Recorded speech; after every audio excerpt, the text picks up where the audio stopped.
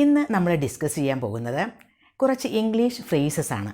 സാധാരണ നമ്മൾ ന്യൂസ് പേപ്പറൊക്കെ വായിക്കില്ലേ, ആ ന്യൂസ് പേപ്പറൊക്കെ വായിക്കുമ്പോൾ അതിനകത്ത് കാണുന്ന ചില ഇംഗ്ലീഷ് ഫ്രേസസ് നമുക്ക് ഇംഗ്ലീഷ് നന്നായിട്ട് അറിയാം എങ്കിലും ചിലപ്പോൾ ആ ഫ്രേസസ് എന്താ അവിടെ അങ്ങനെ എന്നൊക്കെ ഒരു ഡൗട്ട് തോന്നാറുണ്ട്.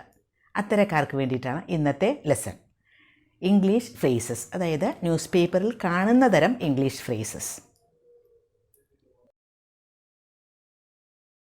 ആദ്യം നമ്മൾ ഡിസ്കസ് ചെയ്യാൻ പോകുന്ന ഒരു ഫ്രേസ് ആണ് സം ഓഫ് ഹൂം.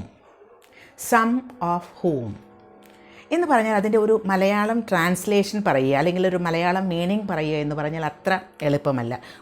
വേണമെങ്കിൽ അവരിൽ ചിലർ എന്ന് പറയാം. പക്ഷേ ആ കോണ്ടെക്സ്റ്റ് വരുമ്പോൾ, ആ സെൻറ്റൻസ് വരുമ്പോൾ നിങ്ങൾക്ക് കൃത്യമായിട്ട് അത് മനസ്സിലാവും.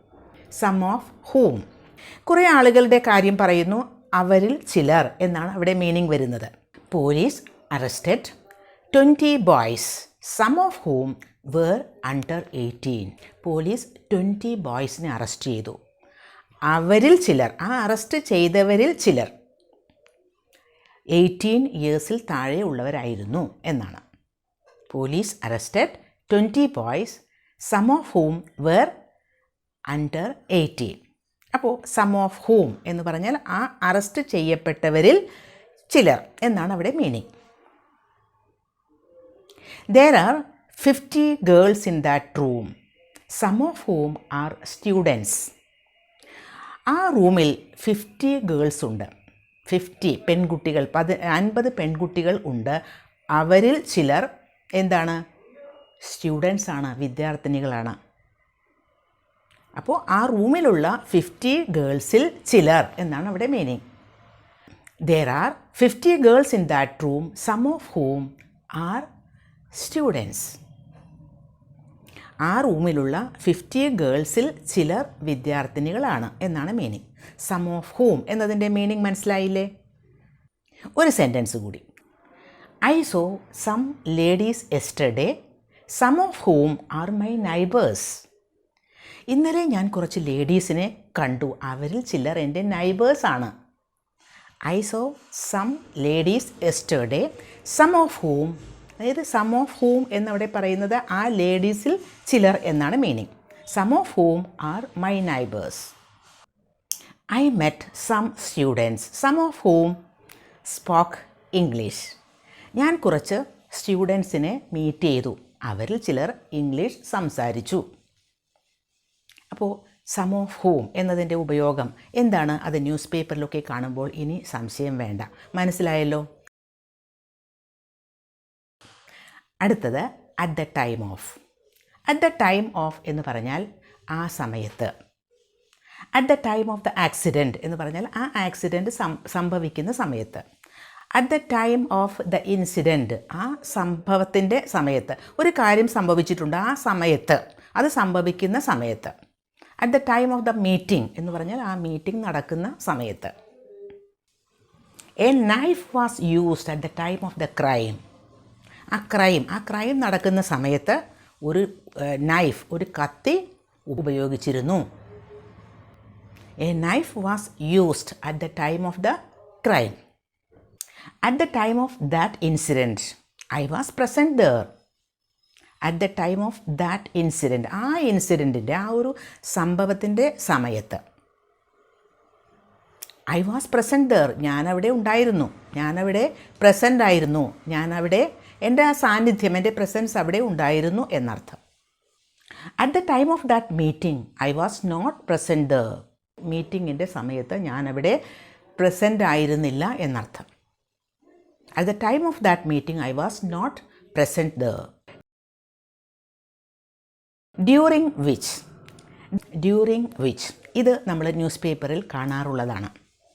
ഡ്യൂറിങ് വിച്ച് എന്ന് പറയുമ്പോഴും അതിന് കൃത്യമായ ഒരു മലയാളം ട്രാൻസ്ലേഷൻ പറയാൻ പറ്റില്ല. ഒരു കാര്യം സംഭവിക്കുന്ന ആ ഒരു സമയത്ത്. അത് തന്നെയാണ് അവിടെയും മീനിങ്. ഒരു എക്സാമ്പിൾ പറയാം. He was having a conversation with me during which a boy came and started abusing him. നോക്കൂ, he was having a conversation with me എന്ന് പറഞ്ഞാൽ അവൻ ഞാനുമായിട്ട് സംസാരിച്ചു കൊണ്ട് നിൽക്കുകയായിരുന്നു.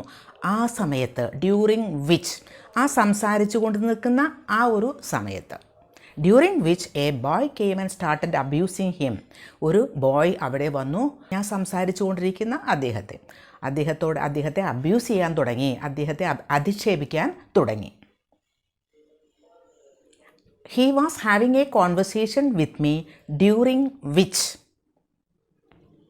അവിടെയാണ് ഡ്യൂറിങ് വിച്ച്, ആ ഒരു സമയത്ത് എന്ന മീനിങ് ആണ് അവിടെ. During which a boy came and started abusing him. വേറൊരു example. We were at the meeting during which a girl raised many questions. We were at the meeting, അതായത് മീറ്റിങ്ങിലായിരുന്നു, നമ്മൾ മീറ്റിംഗ് നടന്നുകൊണ്ടിരിക്കുന്ന സമയത്ത്. During which a girl raised many questions.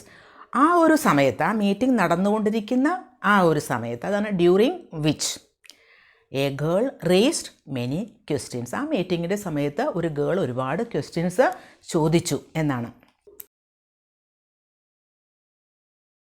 In search of, ഇതാണ് അടുത്ത phrase. In search of എന്ന് പറയുമ്പോൾ നമ്മൾ സെർച്ച് ചെയ്യുക മീൻസ് അന്വേഷിക്കുക എന്നല്ലേ. അപ്പോൾ in search of a pen എന്ന് പറഞ്ഞാൽ ഒരു പെൻ അന്വേഷിച്ചുകൊണ്ട്. In search of a building എന്ന് പറഞ്ഞാൽ ഒരു ബിൽഡിംഗ് അന്വേഷിച്ചുകൊണ്ട്. They caught a man who was in search of a mobile phone. ഒരു മൊബൈൽ ഫോൺ അന്വേഷിച്ചു കൊണ്ടിരുന്ന ഒരാളെ ദേ കോട്ട്, അവർ പിടിച്ചു എന്ന്. I went to Delhi in search of a good location. I went to Delhi in search of a good location. ഒരു നല്ല location അന്വേഷിച്ചുകൊണ്ട് ഞാൻ ഡൽഹിയിൽ പോയി. He came to Chennai in search of a good English institute. ഒരു നല്ല English institute അന്വേഷിച്ചുകൊണ്ട് അവൻ ചെന്നൈയിൽ വന്നു. He came to Chennai in search of a good English institute. ഇനി അടുത്ത ഒരു ഫ്രേസ് യൂസിങ് വിച്ച്. ഇതും ന്യൂസ് പേപ്പറിൽ നമ്മൾ കാണുന്നതാണ്. യൂസിങ് വിച്ച്, കാര്യത്തെപ്പറ്റി പറയുന്നു, അതുപയോഗിച്ചുകൊണ്ട് എന്നാണ് അവിടെ മീനിങ് വരുന്നത്. ഒരു എക്സാമ്പിൾ പറയാം. Yesterday I boat A bat using which I played cricket. ഇന്നലെ ഞാനൊരു ബാറ്റ് വാങ്ങി. യൂസിങ് വിച്ച് എന്ന് പറഞ്ഞാൽ ആ ബാറ്റ് ഉപയോഗിച്ചുകൊണ്ട് ഞാൻ ക്രിക്കറ്റ് കളിച്ചു. Yesterday I boat A bat using which I played cricket. The camera using which I make videos has been stolen. ഞാൻ വീഡിയോയ്ക്ക് ഉപയോഗിച്ചു കൊണ്ടിരിക്കുന്ന, യൂസിങ് വിച്ച്, ഞാൻ വീഡിയോസ് ഉണ്ടാക്കുന്നതിന് ഉപയോഗിച്ചു കൊണ്ടിരിക്കുന്ന ക്യാമറ മോഷ്ടിക്കപ്പെട്ടു. The camera using which I make videos has been stolen. അപ്പോൾ യൂസിങ് വിച്ച് എന്ന് പറയുന്നതിൻ്റെ മീനിങ് മനസ്സിലായില്ലേ? അപ്പോൾ ഇന്ന് നമ്മൾ കുറച്ച് ഫ്രേസസ്, ഇത് ന്യൂസ് പേപ്പറിൽ കാണുന്ന തരം ഫ്രേസസ് ആണ്. ഇനി ന്യൂസ് പേപ്പർ വായിക്കുമ്പോൾ ഇത്തരം ഫ്രേസസ് കണ്ടാൽ ഡൗട്ടൊന്നും വേണ്ട, മനസ്സിലായല്ലോ.